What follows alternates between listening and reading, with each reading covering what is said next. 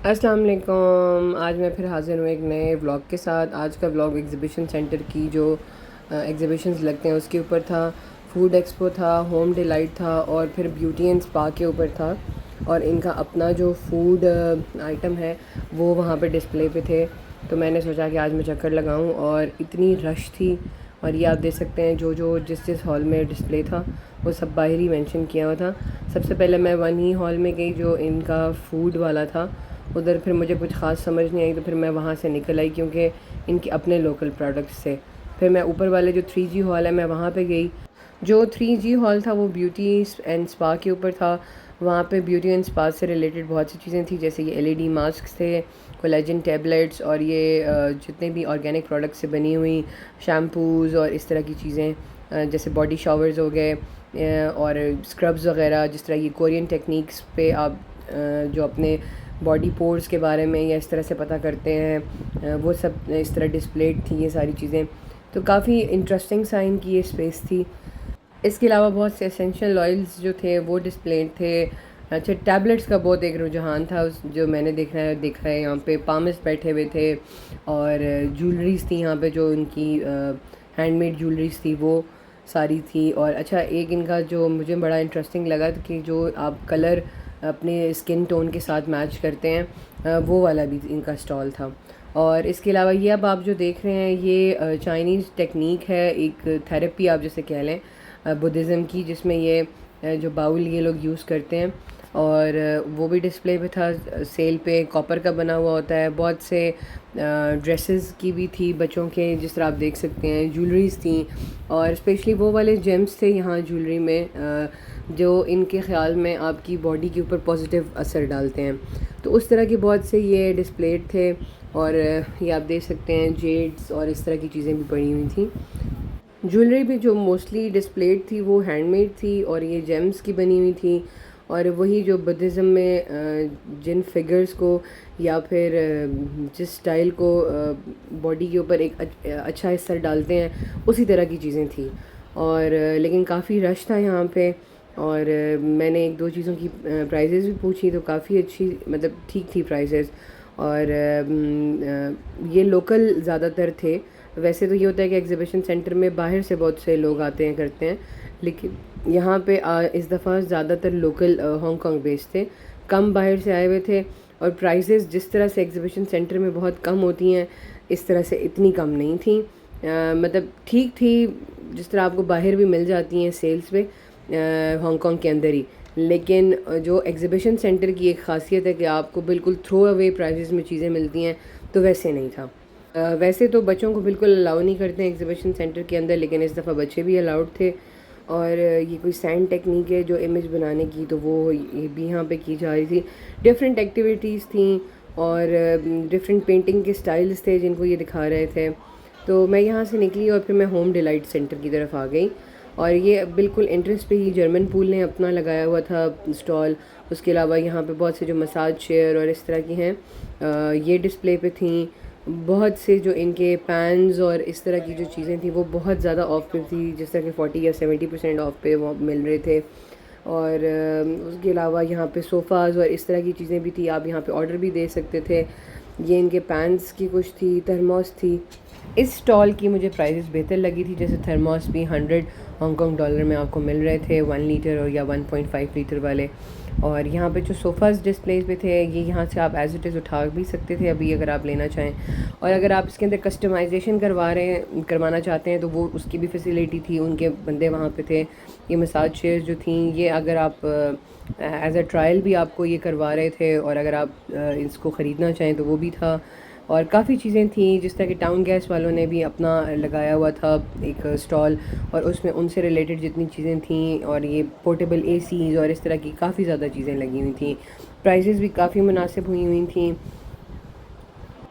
Overall बहुत ही एक happening सा एग्ज़िबिशन था, बहुत ज़्यादा रश थी।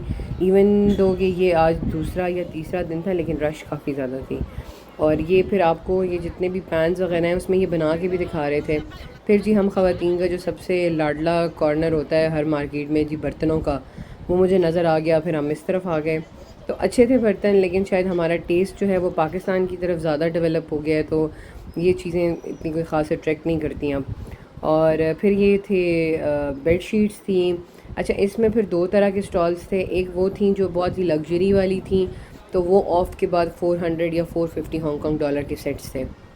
लेकिन इसमें एक ऐसा भी था स्टॉल जिसमें बिल्कुल थ्रो अवे प्राइजेस पे 100 हांगकॉन्ग डॉलर में जिस तरह के पूरे पूरे सेट्स थे, जिनमें डुएट कवर और 4 पिलोज़ और बेड शीट और इस तरह था। तो इस तरह की भी थी। फिर मैं यहाँ आ गई और ये मैंने देखा, तो जी ये मैजिक प्रोडक्ट था जिससे आपकी देचकियाँ और ये सब कुछ साफ़ हो जाते हैं। तो मुझे ये चीज़ें चाहिए थी, तो मैंने फिर वो ले लिया। अच्छा, फिर यहाँ से निकले तो ये हाउस होल्ड आइटम्स में जिस तरह की डिफरेंट चीज़ें हैं वो लगी हुई थी। रश बहुत ज़्यादा थी, बड़ी मुश्किल से मैंने ये सब कुछ बनाया है, ये वीडियो वगैरह, लेकिन काफ़ी इंटरेस्टिंग था इनका जो एग्ज़िबिशन था। बेसिकली जो मुझे थीम महसूस हुई वो यही थी, जो बुद्धिज़्म में जो ट्रैंक्विलिटी या पीस का एक जो तासुर दिया जाता है या एक जो कॉन्सेप्ट है उसके ऊपर था, ऑर्गेनिक चीज़ों के ऊपर था। तो ये बार बार इन्होंने लिखा हुआ था कि ये इंडिया से इंपोर्ट किए गए हैं, और ये कॉपर की बनी हुई चीज़ें, इसमें ये डिस्पेंसर भी था और ये बॉटल्स और ग्लासेस भी थे। मैं बड़ी खुशी से अट्रैक्ट हुई उसकी तरफ, लेकिन जब मैंने इसकी प्राइजेस चेक की तो ये जी 735 हांगकॉन्ग डॉलर का था, जो तकरीबन पाकिस्तानी 36 से 40 हज़ार रुपये बनते हैं। तो और यही चीज़ें जिस तरह की ये जो ग्लास थे कॉपर के, ये हमने लास्ट टाइम जो गोंगजू की मार्केट थी जो यहाँ पे एग्ज़िबिशन था, वहाँ से हमने 10-10 डॉलर के लिए थे। प्राइसेस का काफ़ी फ़र्क था। मैंने इस डिस्पेंसर की प्राइस पूछी तो ये बड़े वाला जो डिस्पेंसर था ये ऑलमोस्ट 2000 हांगकॉन्ग डॉलर का था, जो तकरीबन पाकिस्तानी लाख रुपया बनता है। और उसके अलावा जो छोटा वाला था वो कोई 15 या 1600 हांगकॉन्ग डॉलर का था। ये एक जो कप था वो 275-300 का था। और ये बार बार जिस तरह बार बार बता रही थी कि ये इंडिया से लाए गए हैं, ख़ुसूसी तौर पे बनवाए गए हैं, लेकिन इनकी प्राइसेस अगर आप नेपाली या किसी इंडियन शॉप पे जाएं तो आपको ज़्यादा रीज़नेबल मिल जाता है। ये बहुत एक्सपेंसिव बता रहे थे। ये जो कॉपर की बॉटल है ये मैंने 250 अराउंड 200 टू 250 हांगकॉन्ग डॉलर में ली है मैंने नेपाली की शॉप से, और यही यहाँ पे जो है 700 और 800 में लगी हुई थी। तो प्राइसेस का काफ़ी फ़र्क था, लेकिन देखने में चीज़ें बड़ी खूबसूरत थी। मैंने इस बॉटल का मैंने प्राइस पूछा था, लेकिन ये काफ़ी एक्सपेंसिव थी। यही सेम प्रोडक्ट मैंने वहाँ से लिया था काफ़ी कम पैसों में। उसके अलावा फिर जर्मन पूल के मैं दोबारा वापस आई, मैं वैक्यूम क्लीनर देखना चाह रही थी, तो इनका एक बड़ा ज़बरदस्त ऑफ लगा हुआ था। 6000 की रेंज में ये था, लेकिन 3800 में मिल रहा था। फिर वहाँ पे कुछ साइट पे ही फूड प्रोडक्ट्स को भी डिस्प्ले किया गया था, जो कि चाइना की या हांगकांग की एक खसूसियत है, जिसमें ये वॉलनट्स थे। एक तो प्लेन वॉलनट्स थे और फिर इसमें शुगर वाले भी थे।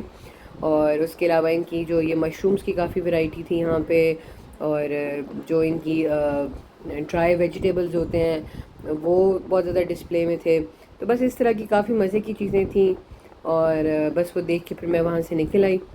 घर की तरफ मैंने जाना था। जो प्रोडक्ट मैंने वहाँ से लिया था फिर मैंने उसको टेस्ट करना था, तो घर आके फिर मैंने उसको खोला और ये मैंने फिर देखी इसके अंदर। अच्छा, ये मैंने बॉक्स खोला, इसके साथ ये चीज़ें थी। ये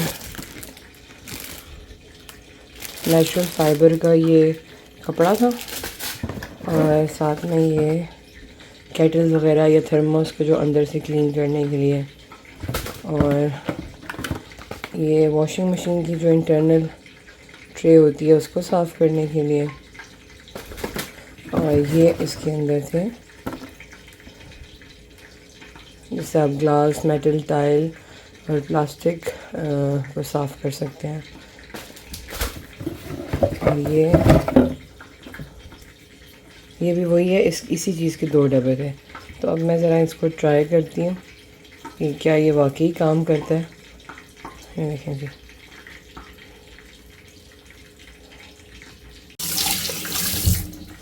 ये इस तरह के ये निशान पड़ जाते हैं। इसने बताया था थोड़ा गीला करके।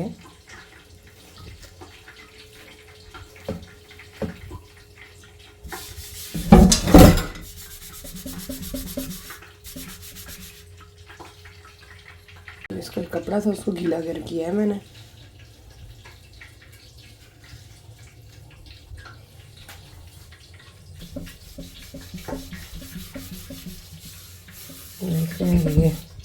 काम करता है कि नहीं।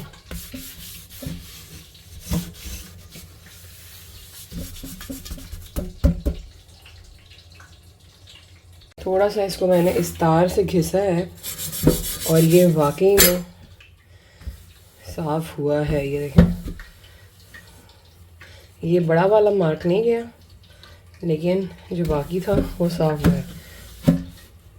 किसी हद तक इसने काम किया है। मे बी और भी मैं ट्राई करूँ तो पता चले। फिर वाली जो है ना, इसकी हालत ज़रा ज़्यादा टाइट है, तो मैं इसका सोच के ही ये चीज़ लाई थी। ये मैंने आइकिया से लिया था और जब जब मैं इसमें कुछ बनाती हूँ तो ये बाहर से ऐसी हो जाती है। ये देखें, ये काफ़ी इस पर फ़र्क पड़ा है। ये थोड़ा सा और अगर मैं अब घिसना शुरू करूँ इसको, लेकिन फ़र्क काफ़ी पड़ा है। मेरे ख्याल में एक पूरा दिन अब मुझे देचकियों के स्पा डे करना पड़ेगा, क्योंकि काफ़ी इससे फ़र्क पड़ा है। ये आप देख सकते हैं बिफ़ोर एंड आफ्टर का फ़र्क। और प्लीज़ चैनल को सब्सक्राइब करें। अगली वीडियो तक मिलते हैं। अल्लाह हाफ़िज़।